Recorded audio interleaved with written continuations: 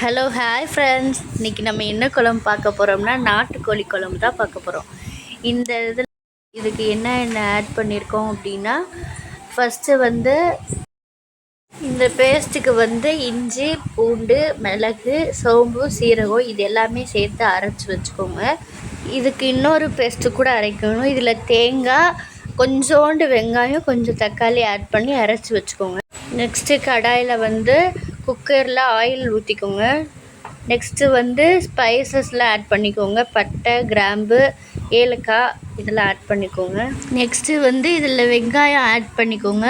லைட்டாக வெங்காயம் வதங்குறதுக்கு உப்பு ஆட் பண்ணிக்கோங்க. வெங்காயம் நல்லா வதங்கினதும் தக்காளி ஆட் பண்ணிக்கோங்க.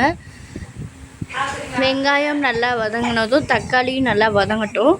நல்லா வதங்கினக்கப்புறம் இந்த தக்காளி நல்லா வதங்கினக்கப்புறம் இதில் நம்ம ஒரு பேஸ்ட் அரைச்சி வச்சுருக்கோம்ல, இஞ்சி, பூண்டு, மிளகு, அந்த பேஸ்ட்டை இதில் ஆட் பண்ணிக்கோங்க.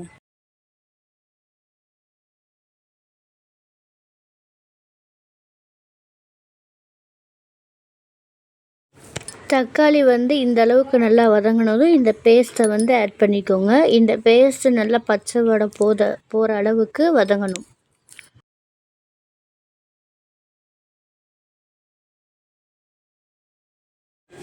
அப்புறம் இதில் கொஞ்சம் மல்லித்தூள் ஆட் பண்ணிக்கோங்க. இந்த மல்லித்தூள், அதுக்கப்புறம் கொஞ்சம் மிளகாத்தூள் எல்லாம் சேர்த்து நல்லா மிக்ஸ் பண்ணிக்கோங்க. அதுக்கப்புறம் இதில் கொஞ்சம் சிக்கன் குழம்பு மிளகாய்த்தூள் ஆட் பண்ணிக்கோங்க. இது எல்லாமே நல்லா வதங்கட்டும். வதங்கினக்கப்புறம் கொஞ்சம் மஞ்சத்தூள், அதுக்கப்புறம் நம்ம கழுவி க்ளீன் பண்ணி வச்சுருக்க இந்த நாட்டுக்கோழியை ஆட் பண்ணிக்கோங்க.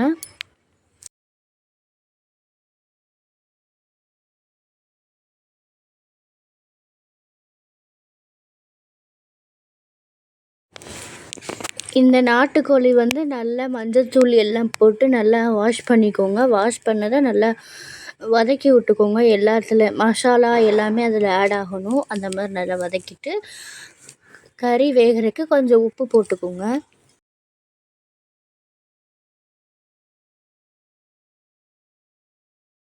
அப்புறம் காரத்துக்கு ஏற்ற மாதிரி இன்னும் கொஞ்சம் சிக்கன் குழம்பு மிளகாய்த்தூள் ஆட் பண்ணிக்கோங்க. காரம், உப்பு எல்லாம் நல்லா கரெக்டாக இருக்கான்னு பார்த்துட்டு இதுக்கு உங்களுக்கு எவ்வளோ தண்ணி வேணுமோ அந்த மாதிரி ஆட் பண்ணிக்கோங்க. நாங்கள் கொஞ்சம் தண்ணியாக குழம்பு வைக்கிறனால 2 கப்பு ஆட் பண்ணியிருக்கோம். தண்ணி ஊற்றிட்டு இதை நல்லா மிக்ஸ் பண்ணிவிட்டு இது கொஞ்சம் கொதிக்கணும். இது நல்லா கொதிக்கவும் நம்ம அரைச்சி வச்சுருக்க தேங்காய் பேஸ்ட் இருக்குல்ல, அதில் கொஞ்சம் தக்காளி, கொஞ்சம் வெங்காயம் போட்டு அரைச்சி வச்சுக்கோங்க. இப்போ அதை நம்ம ஆட் பண்ணிக்கலாம்.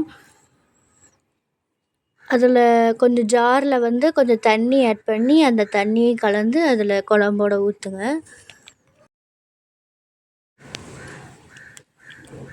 நல்லா கலந்து விட்டுக்கோங்க. அதுக்கப்புறம் இது கொஞ்ச நேரம் நல்லா கொதிக்கணும். குழம்பு கொதிச்சக்கப்புறம் இதை மூடி ஒரு 2 விசிலுக்கு விட்டுட்டு ப்ரெஷர் தானாக ரிலீஸ் ஆனதுக்கப்புறம் இதை இறக்குனீங்கன்னா குழம்பு ரெடி.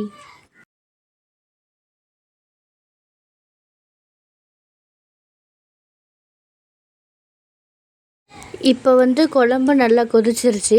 கொதிச்சக்கப்புறம் விசில் போட்டு ஒரு 2 விசில் வந்தக்கப்புறம் இப்படி திறந்து நல்லா மிக்ஸ் பண்ணி அடுத்து சர்வ் பண்ணலாம்.